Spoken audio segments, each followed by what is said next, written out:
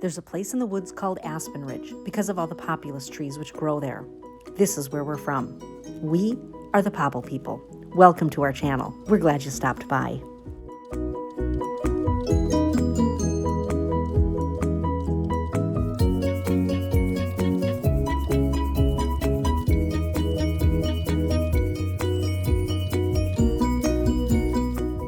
In this episode, we'll be mounting the sawhead onto the track for this Woodland Mills HM 122 portable sawmill.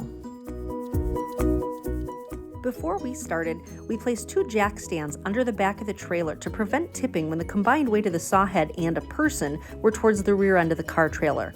Not sure if this was necessary, but it seemed like a good idea. The sawhead was lifted and maneuvered into place using an engine crane. There were 2 eyes on the top of the sawhead that the chain was strung through, and overall, it went pretty well.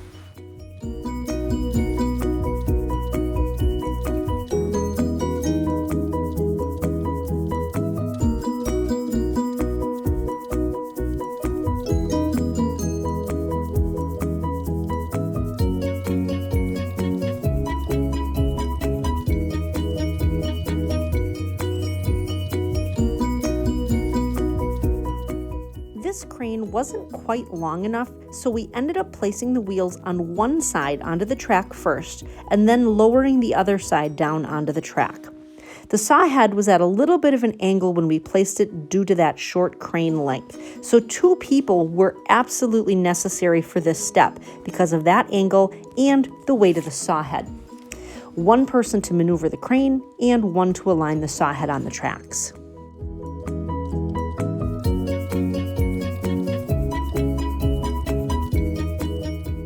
Eyes for the chain came in very handy, and we were very glad that they were built into this unit. Next, the sawhead got a shakedown to wiggle everything down into place on the sawhead.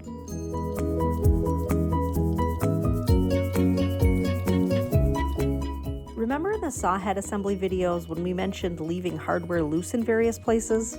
Well, here's where we go back and tighten all that stuff up. First, we tightened up the hardware on the carriage legs using 18mm and 19mm wrenches, or a 3/4 inch wrench would work as well in lieu of the 19mm.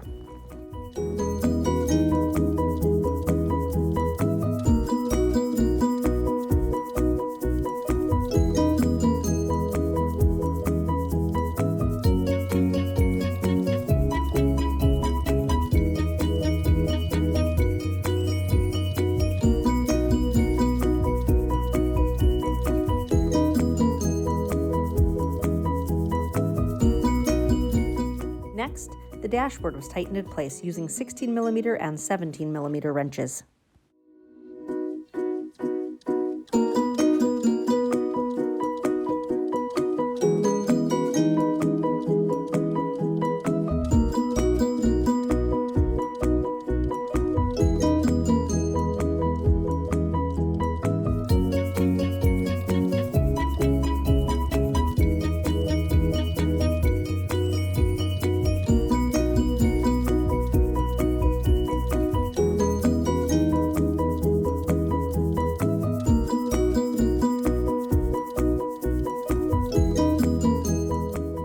Finally, tighten the crossbeam hardware using 18mm and 19mm wrenches, or a 3/4 inch wrench would work too.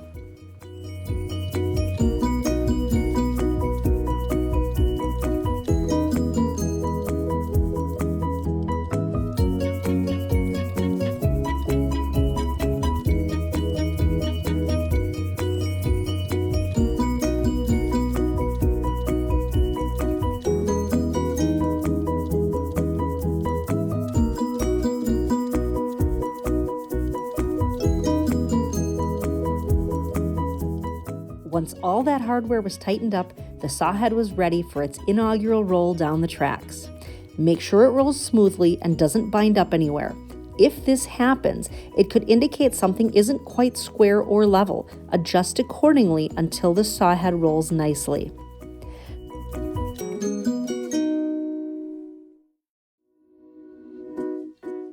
The next next step is leveling the saw head to the bunks. Measure the distance between the top of the bunk and the saw blade. The two measurements should be the same, and if they're not, you'll need to adjust the saw head accordingly and even it out. Ours was a hair low on one side, so the turnbuckle was adjusted accordingly using a 13mm wrench.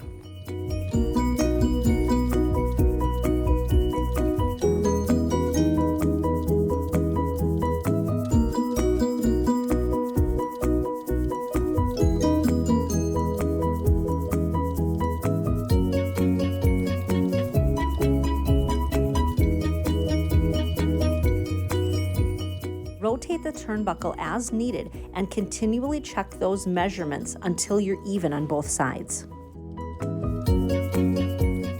You'll see that a pliers was used here to hold the turnbuckle in place while both jam nuts were tightened.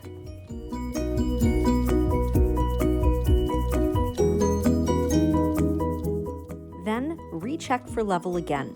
We checked every bunk just to be sure that everything was level throughout.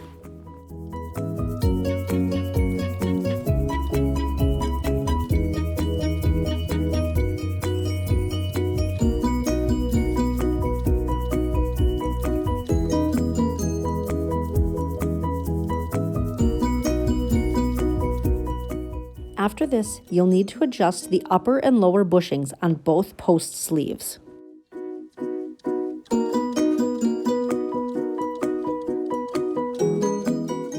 To do this, you'll need to loosen the hex bolts with a 13mm wrench so the bushings are slightly movable.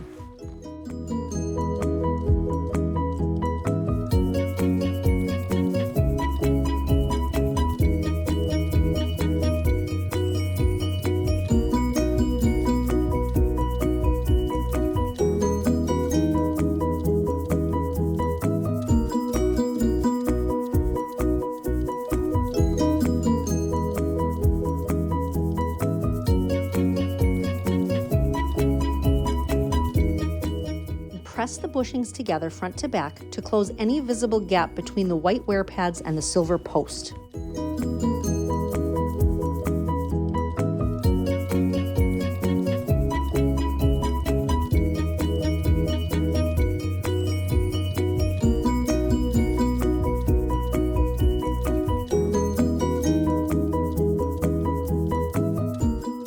You can see the white wear plate being pressed tight to the silver part here.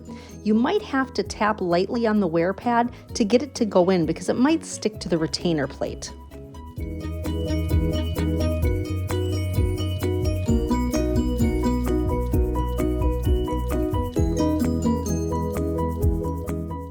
Another thing to note is that this gap may reappear over time just due to normal wear and tear, so you'll need to check this periodically and repeat this step as needed. Be sure to tighten all the hex bolts back up when you're finished adjusting the bushings.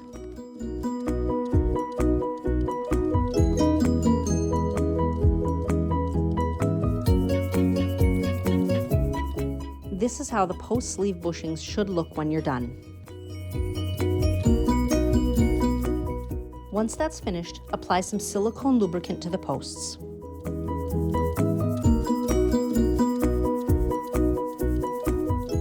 We raised the saw head to get easier access to the bottom bushings. Adjust the lower bushing similarly using a 13mm socket.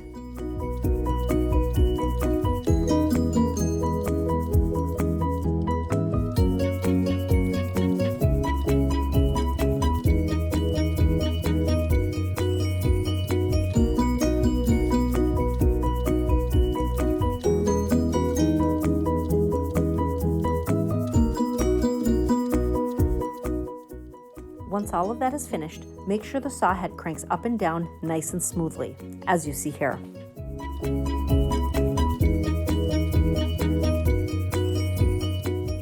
Next, the manual recommended greasing the threads on the T-handle for the blade tension on the saw head. We found that this was already greased when it came.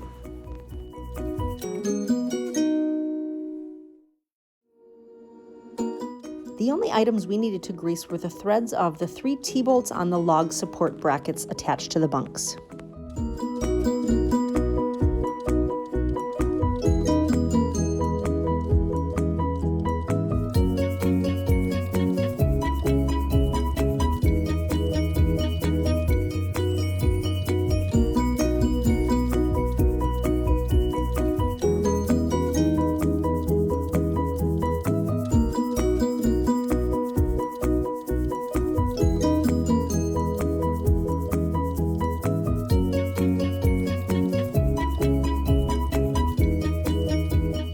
Finally, we removed some tags around the engine area.